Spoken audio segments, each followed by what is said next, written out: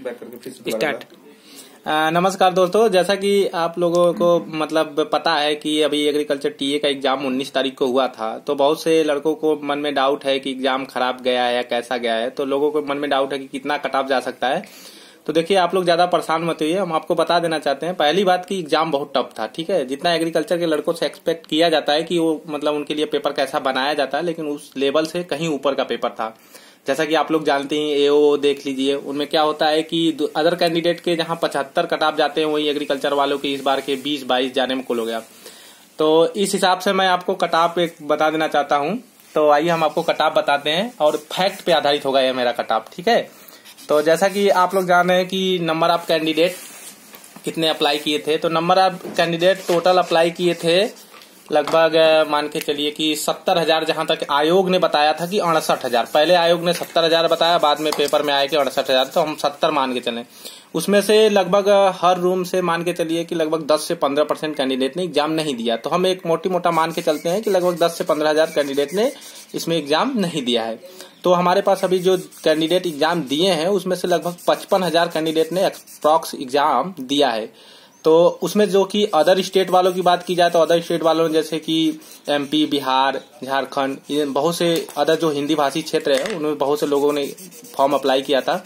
मान के चले कि 10,000 फॉर्म बाहर के अप्लाई हुए थे, जिनमें से हम बाहर वालों से बता देना चाहिए कि बाहर वालों को ज्यादा सिलेक्शन नहीं हो, क्योंकि इनके लिए 15% ओपन सीटें रहती हैं। और किसी भी स्टेट में जो कि इनके लिए अगर 15% ओपन सीटें है, तो मैक्सिमम आपको बता रहे कि 100 कैंडिडेट, ज्यादा से ज्यादा 100 कैंडिडेट सेलेक्ट होंगे बाहर वाले।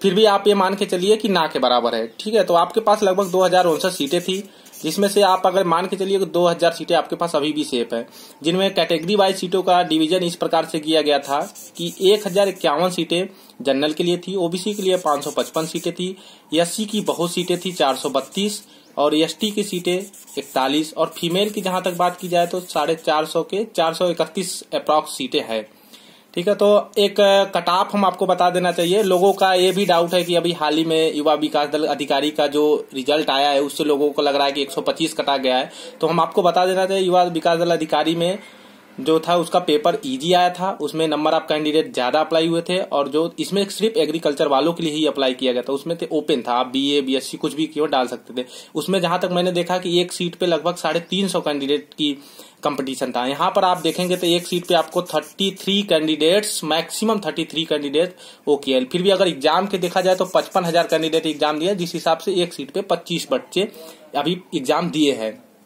तो इस हिसाब से मेरा एक अनुमान है कि इससे ज्यादा कट ऑफ नहीं जाएगी। ये मैं आपको मैक्सिमम बता रहा हूं। अगर इस रेंज में जो है अपने आप को 100% सेफ माने, ठीक है, ठीक है। और ये था कि जो आप युवा विकास दल अधिकारी के बारे में आपको एक बार और बता देना चाहिए। लड़कों के मन में बहुत से डाउट है कि 125 कट ऑफ चल गई, तो उसमें आप अपना खुद से एनालिसिस कीजिएगा। जो लोग एग्जाम दिए हैं युवा विकास दल अधिकारी का, उन्होंने हिंदी किया होगा। उसमें मैं अपना खुद बता रहा हूं कि हमारे पार्टनर थे जिन्होंने मतलब 43 क्वेश्चन के आसपास किया था, जिसमें से उनके 41 सही हो रहे हैं। लेकिन यहाँ पर बताने की भी स्थिति नहीं बन रही है कि आपको क्या बताया जाए कि हिंदी में क्या सही हो रहे हैं।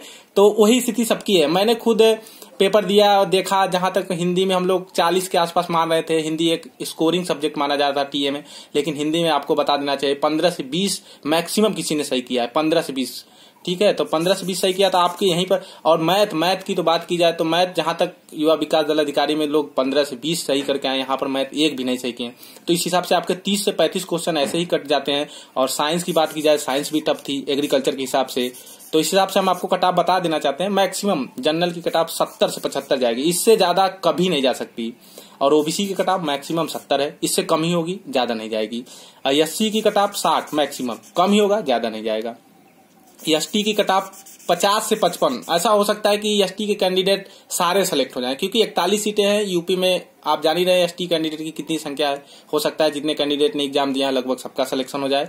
और फीमेल की बात की जाए तो फीमेल का मैंने देखा कि किसी सेंटर पे 2 फीमेल, किसी पे 3 थी, तो सीटें भी बहुत ज्यादा है। तो इनके अगर आयोग अगर कोई मिनिमम क्राइटेरिया नहीं निर्धारित करता है तो सभी के सिलेक्शन हो जाएंगे। ऐसा अगर कोई मिनिमम क्राइटेरिया अगर आयोग निर्धारित करता है, जैसा कि पुलिस इन सब एग्जामों में हुआ है, तो ऐसे माना जा रहा है कि फीमेल के 45 से 55 के आसपास है। ऐसे फीमेल अपने आप को सेफ भी समझे, क्योंकि बहुत ज्यादा फीमेल ने एग्जाम दिया नहीं है। तो इस हिसाब से आप लोग ज्यादा परेशान मत होइए, सभी के एग्जाम बिगड़े हैं। और रही बात की आउट ऑफ सिलेबस की, तो कोई आउट ऑफ सिलेबस नहीं रहा, सब सिलेबस से क्वेश्चन पूछे गए। आप लोग सिलेबस को एक बार देखिए, उसमें एक एग्रीकल्चर डिटरमाइन किया गया है कि एग्रीकल्चर से आपसे क्वेश्चन पूछे जाएंगे। हाँ, रही बात कि एग्रीकल्चर के ज्यादा क्वेश्चन पूछे गए तो कोई मैटर नहीं होता, किसी भी एग्जाम में आपसे कहीं से भी क्वेश्चन पूछे जा सकते हैं। ये नहीं है कि आपको इतने क्वेश्चन, रही हिस्ट्री, पॉलिटी, जियोग्राफी, सभी से क्वेश्चन पूछे गए 1-2। ठीक है, तो मेरा यही है कि आप लोग आराम से, जिनके 70 प्लस हैं, जनरल में है, वो आराम से रहे, कोई दिक्कत नहीं है, उनका सिलेक्शन हो जाएगा। और ठीक है, और ओबीसी वाले 70 तो मैक्सिमम बताए हैं, मैक्सिमम में मान के चलिए, इससे कम ही होगा कट ऑफ, इससे ज्यादा नहीं होगा। ठीक है, थैंक यू।